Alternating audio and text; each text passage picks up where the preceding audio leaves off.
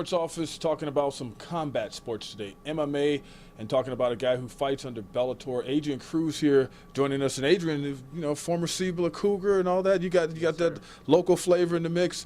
What 5-0 record? What's next for you? My next fight is October 25th at Santa Ana for Bellator MMA. I'll be fighting Joe Soto. He's a former champion for Bellator, so I got a real tough fight up ahead of me. Fighting a former champion, does that mean that they have some future plans for you that are good if you just keep on this pace? That's the plan.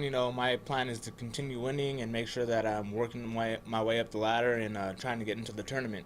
Tell everybody your weight class. I fight at 135. And how with the transition from being a high school wrestler to an MMA fighter and now being a Bellator fighter, what has that been like?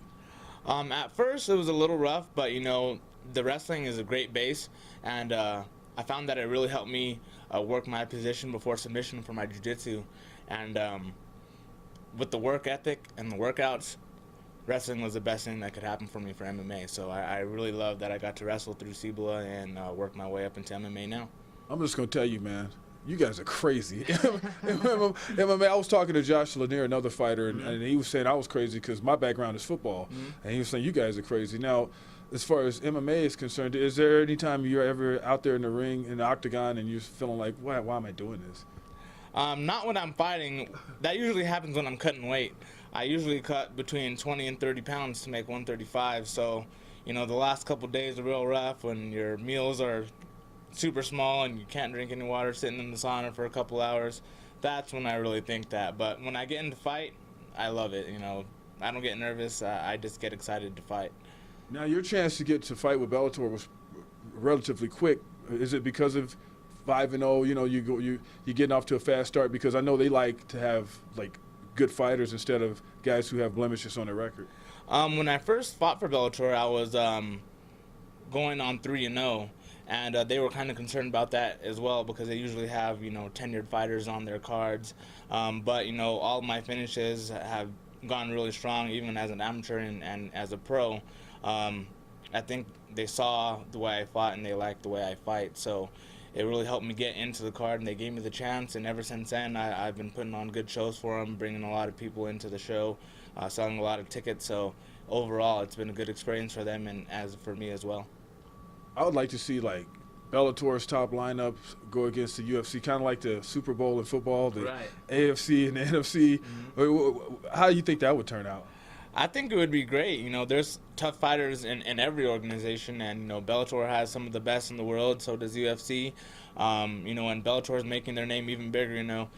They're trying to take on the UFC, and I think they've been doing a good job with that. I think it would be a cool thing to see some UFC champs and some Bellator champs go at it. So hopefully that'll happen. Anybody UFC-wise that you would think man, I'd like to get a shot at that guy?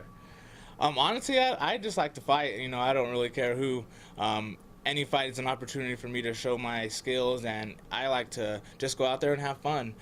Whoever's in front of me, I'm going to go out there and try to make them submit or knock them out and get the win for my end. So it doesn't really matter to me. I tell you what, you're a smart man because you didn't step into that trap. You didn't call anybody out. Well, what about as far as training camp is going, and how is that going for you as you get ready for this next fight? My training camp is going great. After my last fight, I only took the weekend off, and I started working out right away. And I started off light, but I've already been picking it up with the intensity, and my cardio is great. My strength is the strongest I've been. Cardio is the best it's been, and I've been working technique. I'd hit 2 hours worth of mitts before I came down here, so I'm just working on getting better in every aspect, and I'm just trying to make sure I go out there with everything I need to get the W. And what do you have to do to be successful? Be prepared for anything, to tell you the truth. The guy I'm fighting is very similar to me, so I know what that looks like. I know how to prepare and make sure I'm able to counter and be proactive with some of the things that I need to do to beat him standing, beat him on the ground. But really, it's preparing for everything because I think I know how he's fighting. What if he changes his camp up and does something different for me?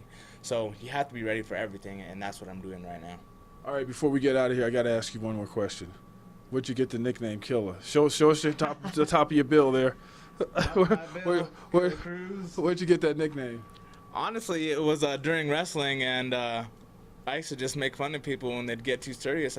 I'd just say, "Calm down, Killer," and the name just stuck. It wasn't from anything cool or fancy. It was just because I made fun of people and called them Killer all the time, so it just stuck with me. All right, Adrian Killer Cruz in the sports office. I'm Van Tate, Matt Romo behind camera. Until we see you next time.